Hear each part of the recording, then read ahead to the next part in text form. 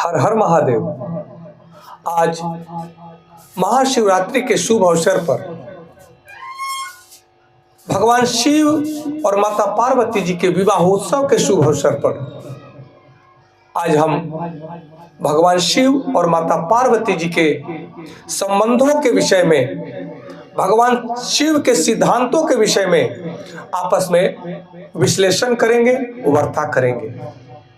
आज महाशिवरात्रि का महापर्व मनाते हैं। यह महापर्व हमारे शास्त्रों के अनुसार भगवान शिव और माता पार्वती जी का विवाह का उत्सव मनाया जाता है। इस उत्सव में हमें सृष्टि का सृजन का सिद्धांत मिलता है। कहते हैं कि भगवान शिव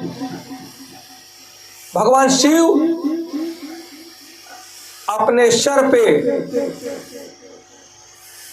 चंद्रमा को धारण किए हैं, जटाओं में माता गंगा को धारण किए हैं और गले में नाग को धारण किए हैं, सर्प धारण किए हैं। हाथ में त्रिशूल है, एक हाथ में डमरू है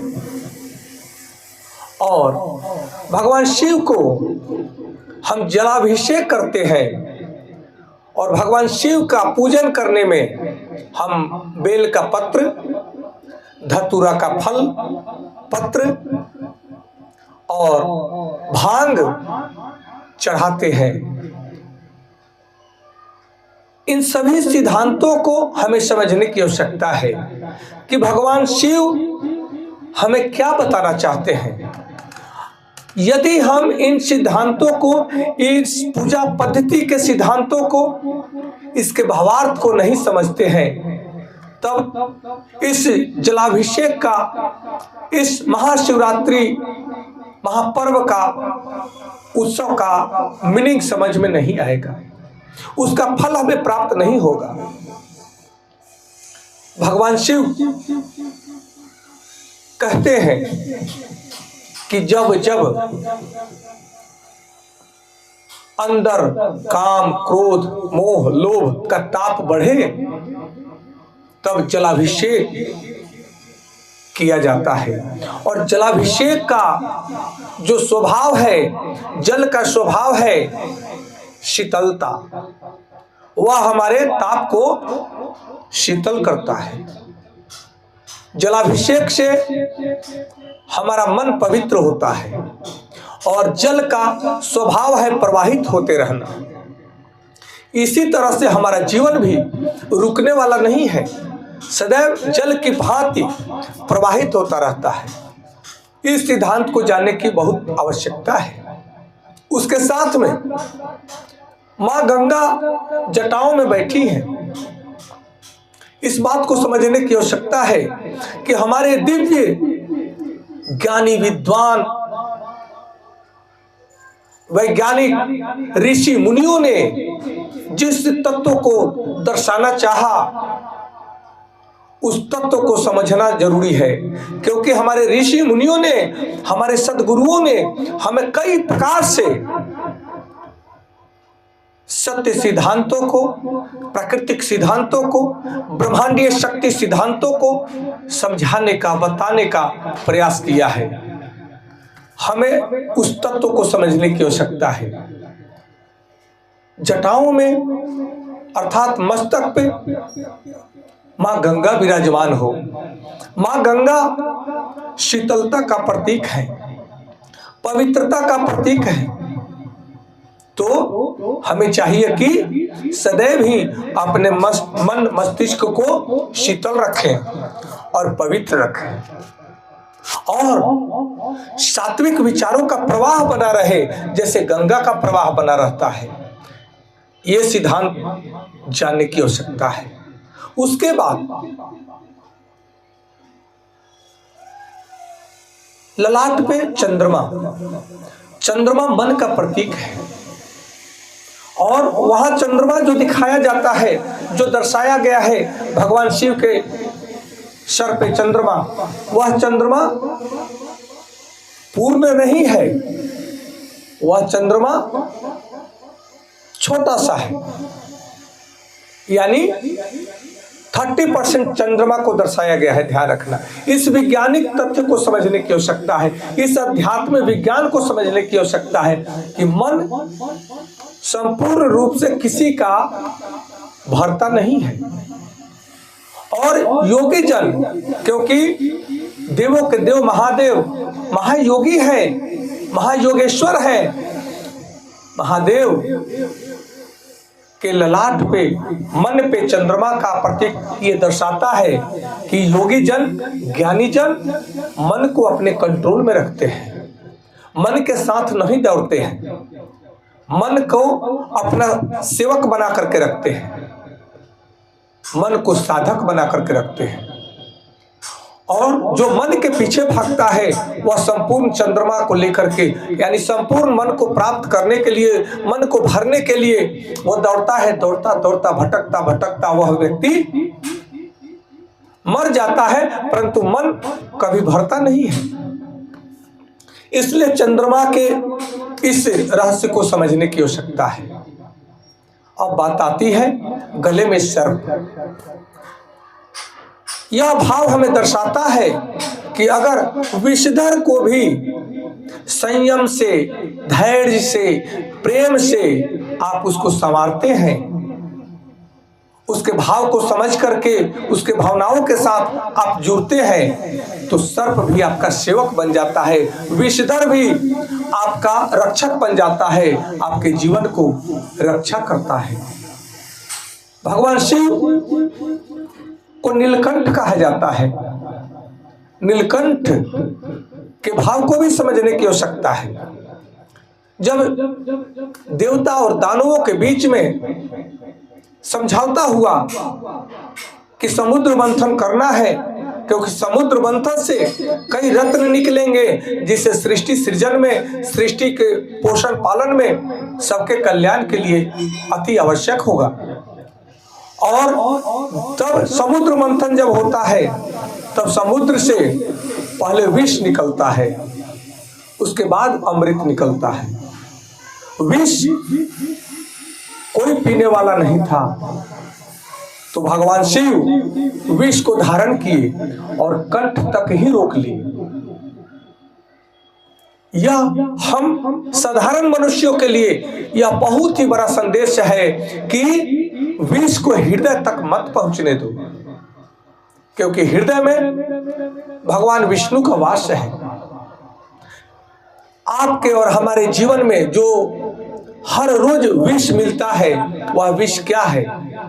कामनाएं, काम, क्रोध, मोह, लोभ, अहंकार, ईर्ष्या, द्वेष, मान, अपमान, जय, पराजय, हानि, लाभ, यह विष के समान है। इन सभी विषयों को अगर हृदय में आप रखोगे तब आप जी न सकोगे। इन विषयों को आप कंठ तक ही रखें।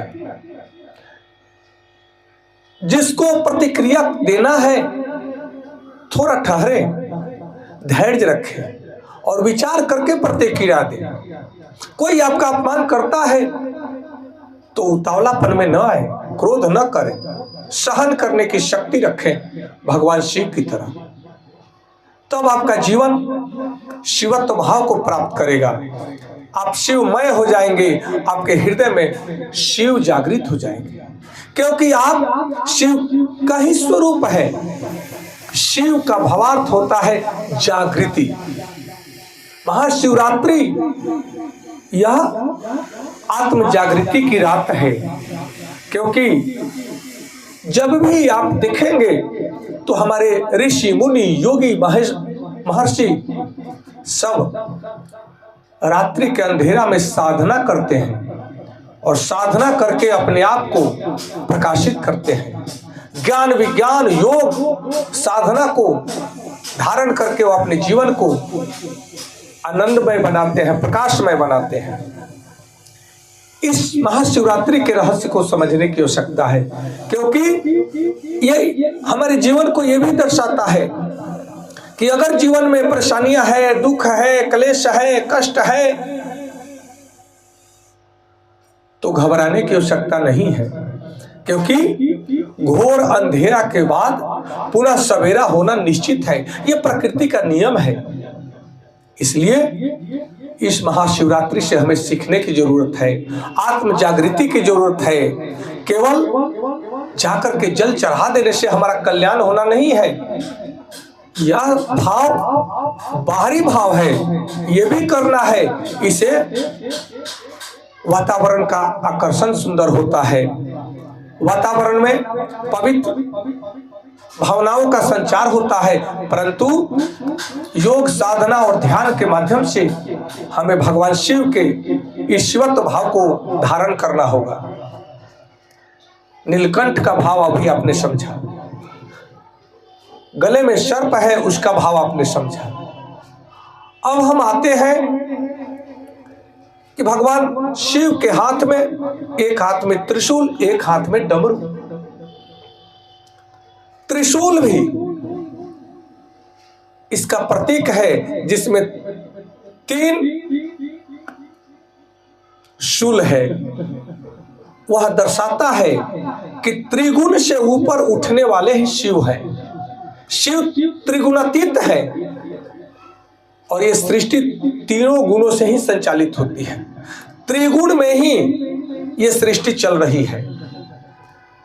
तो योगी जन, महर्षि जन, हमें हमारे सदगुरु जन बताते हैं कि त्रिगुणातीत बनो।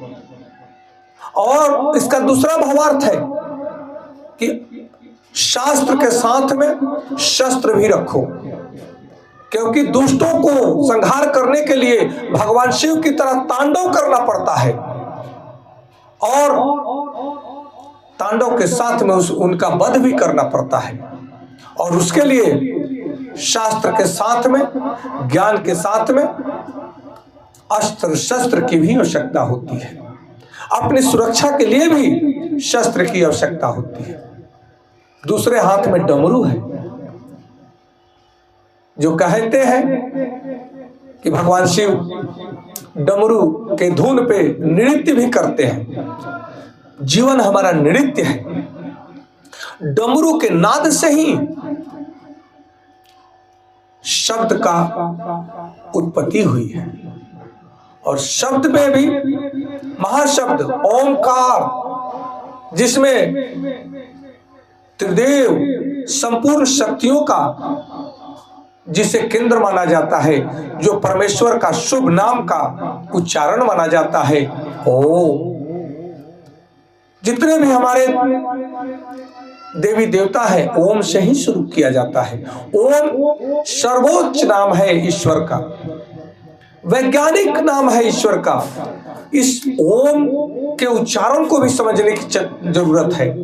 जब हम ओम के उच्चारण करते हैं, जैसे लंबी श्वास भरते हैं और फिर ओम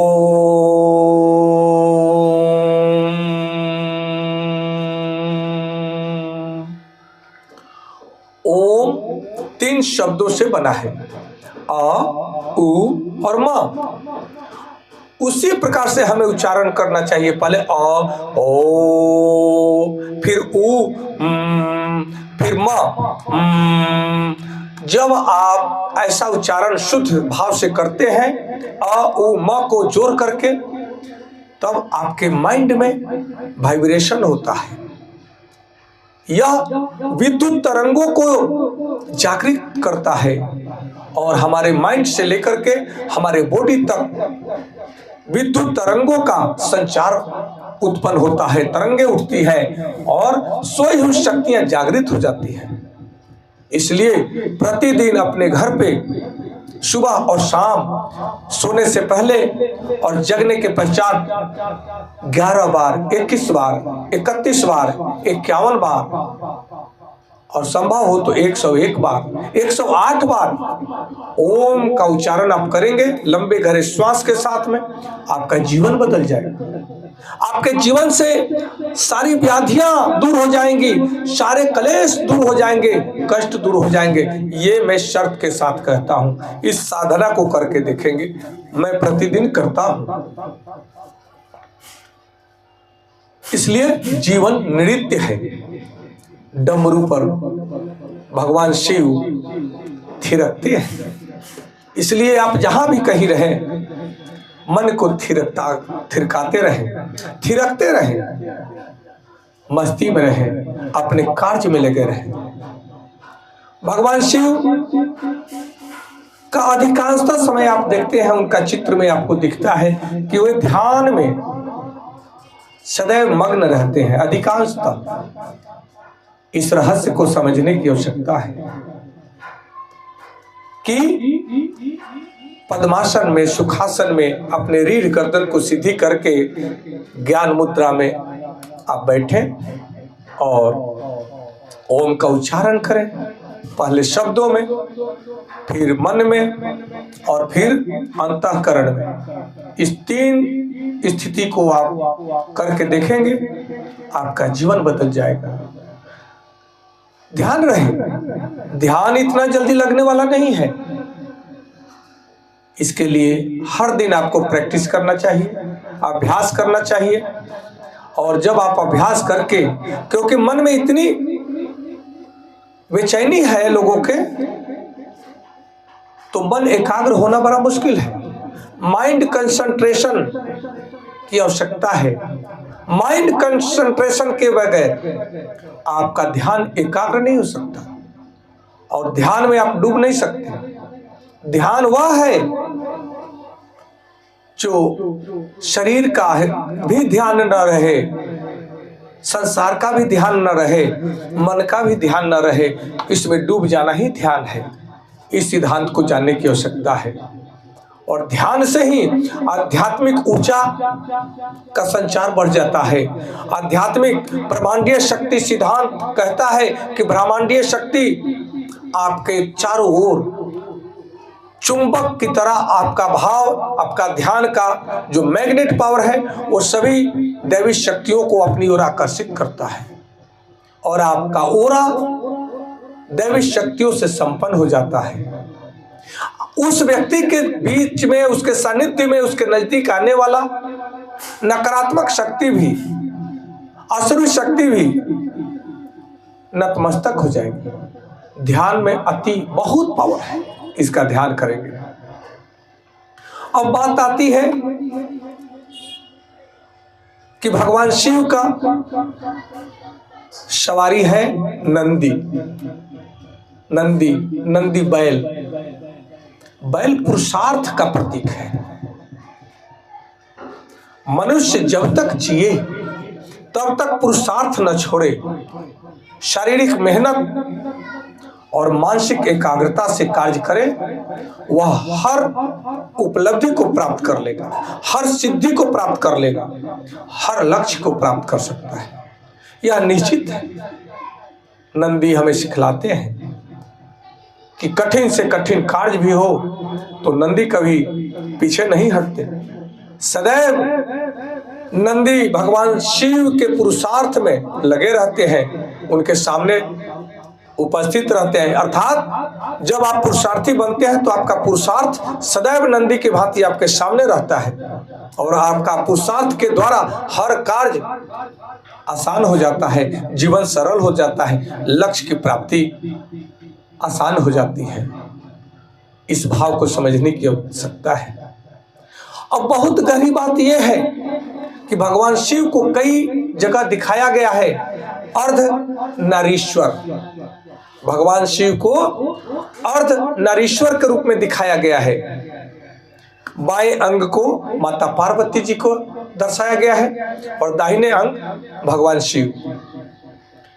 ये भगवान शिव के अर्धनारीश्वर शरीर हमें सिखलाता है कि चंद्रमा मन का प्रतीक है और स्त्री तत्व हमारे मन, हमारे बाएं मस्तिष्क में स्थित होता है। बायां अंग नारी का, दाहिने अंग पुरुष का, ये विभाजन किया गया है। और हमारे ऋषि मुनियों ने बहुत सदियों वर्ष पहले इसका विज्ञान रूप में इसको प्रकट कर दिए थे। आज वैज्ञानिक सब ढूंढ रहे हैं और वे कहते हैं कि शरीर, मनुष्य का शरीर आधा कोमल होता है, भावनात्मक होता है, इमोशनल होता है, परंतु राइट साइड का मस्तिष्क भी और बॉडी भी शक्तिशाली होता है। इसलिए अर्ध नारीश्वर के भाव को समझना अति आवश्यक है। भगवान शिव को जो बेलपत्र हम लोग चढ़ाते हैं, वह बेलपत्र ऐसे नहीं चढ़ाते हैं। उसका औषधीय गुण भी है और उसका आध्यात्मिक गुण भी है। बेल के पत्र को अगर 3 पत्र को प्रतिदिन धो करके उसको पीस करके उसका शरबत बना करके अगर आप पीते हैं तो आपका लीवर ठीक हो जाता है, आपका शुगर ठीक हो जाता है, पुराना से पुराना कब्ज दूर हो जाता है, और जिसका पेट शुद्ध उसका सारा शरीर शुद्ध हो जाता है, निरोग हो जाता है।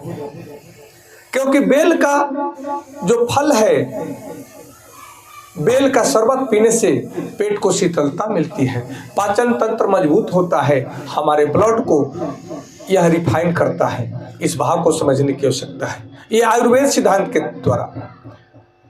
और आध्यात्मिक महत्व यह है कि बेल हम का पत्र हमेशा ही 3 पत्रों से जुड़ा हुआ होता है। वह प्रतीक है, वह त्रिगुण का प्रतीक है, वह त्रिदोष का प्रतीक है। त्रिदोष वात पित्त कफ, वात पित्त कफ को कंट्रोल करना है, नियंत्रित करना है, तो बेल के पत्र का आप पाउडर बना लें या शरबत बनाकर उसका इस्तेमाल करें, आपका त्रिदोष शांत हो जाएगा। और त्रिगुण से भी आप उससे सीख सकते हैं कि त्रिगुण से हम त्रिगुणातीत कैसे बने। बात आती है कि हम भगवान शिव को भांग चढ़ाते हैं। भांग ज्यादा पी लिया जाए तो महानशा होता है। भगवान शिव भांग पी करके नशेरी नहीं थे। भगवान शिव के सिद्धांत को समाज ने समझा नहीं, लोगों ने समझा नहीं, उनके हर प्रसाद को, हर प्रतीक को नकारात्मक रूप में लिया। भांग नशा भी है और भांग औषधि भी है। भांग का थोड़ा मात्रा अगर लिया जाए दवा के रूप में, एक ढक्कन 5 ml अगर शरबत बना करके, तो वह पेट को शीतलता देता है, पाचन तंत्र को मजबूत करता है। आप कहीं भी जाकर के गूगल पर भी देख सकते हैं। परंतु वही मात्रा बढ़ जाए तो वह नशा बन जाता है, इसलिए इसको मना किया जाता है। कहा जाता है हर टॉनिक में अल्कोहल हो जाता है, अल्कोहल होता है, हर कफ सिरप में अल्कोहल होता है, परंतु वह मात्रा से होता है। परंतु अल्कोहल केवल लिया जाए तो वह नशा बन जाता है। और अल्कोहल शुरू कोई करता है तो 1 पैक से शुरू करता है, परंतु पीने को बोतल पी जाता है और वह व्यक्ति अपना शुद्ध बुद्ध खो देता है, वो अपने जीवन को नष्ट कर देता है। इसी प्रकार औषधि को भी औषधि के रूप में लीजिएगा, वो आपको लाभ देगा। अगर आप नशा के रूप में इस्तेमाल करते हैं, वह आपको विनाश कर देगा। भगवान शिव के सिद्धांत को समझने की आवश्यकता है। धतूरा की बात करते हैं, धतूरा का फल विष भी है और कई दाद खाज खुजली का दवा भी है। वह एक्सटर्नल यूज के लिए है, इंटरनल यूज के लिए नहीं है।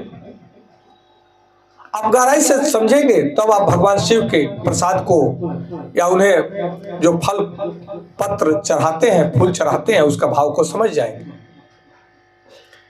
इसलिए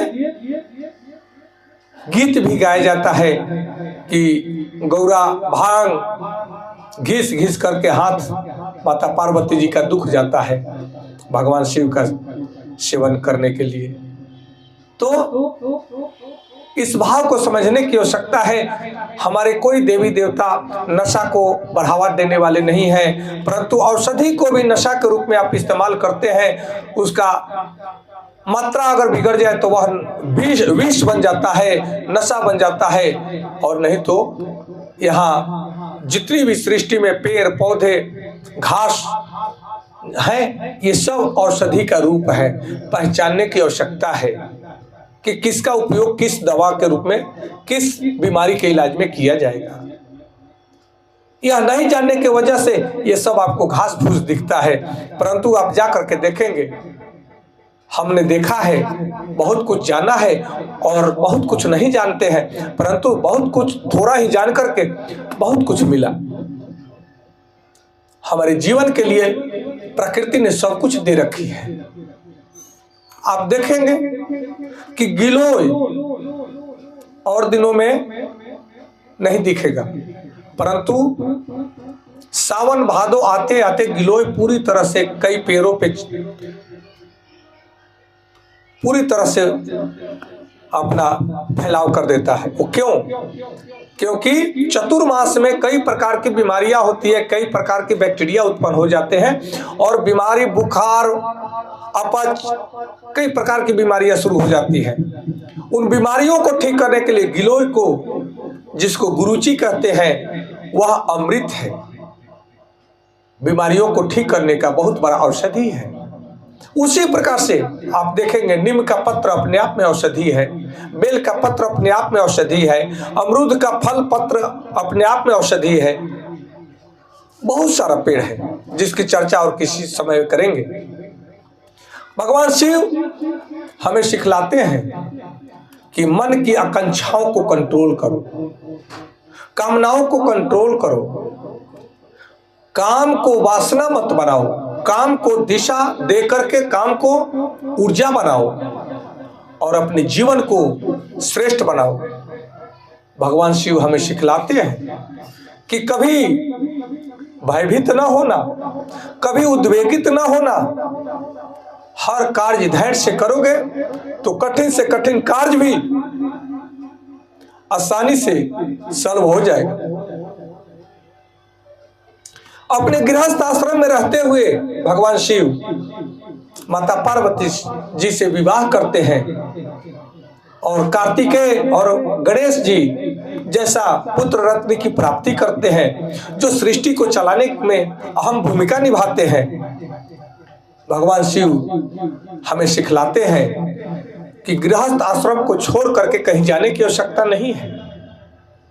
गृहस्थ आश्रम में रह करके योगी का जीवन जीना है।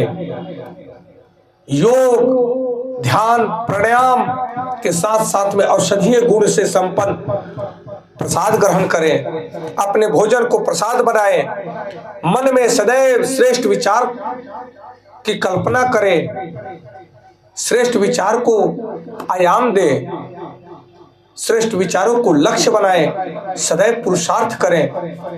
आपका जीवन शिवमय हो जाएगा। आपके अंदर, क्योंकि शिव तो अंदर बाहर रोम रोम में बसे हुए हैं, बाहर तो शिव है ही। आप अपने अंदर के शिवत्व भाव को जगा देंगे, शिव तत्व जागृत हो जाएगा, आप स्वयं शिवमय हो जाएंगे। क्योंकि अहम ब्रह्मास्मि, मैं ब्रह्म हूं, तत्वमसि, आप भी ब्रह्म हैं। अर्थात शिव, भगवान शिव के पुत्र हम भी हैं, आप भी पुत्र हैं, आप भी पुत्री हैं। आप कहीं अलग नहीं, हम सब एक हैं। भगवान शिव सबको जोड़ने की बात करते हैं, सबको जगाने की बात करते हैं, सृष्टि सजाने की बात करते हैं, गृहस्थ को श्रेष्ठ बनाने की बात करते हैं। इसलिए हमें इस महाशिवरात्रि के महापर्व पर हमें आत्म जागरण करना है, शिवत्व भाव को प्राप्त करना है, अपने अंदर के शिव को जगाना है। कहीं भागने की जरूरत नहीं है, केवल जागने की जरूरत है। हमारा जीवन बदल जाएगा। आज इतना ही।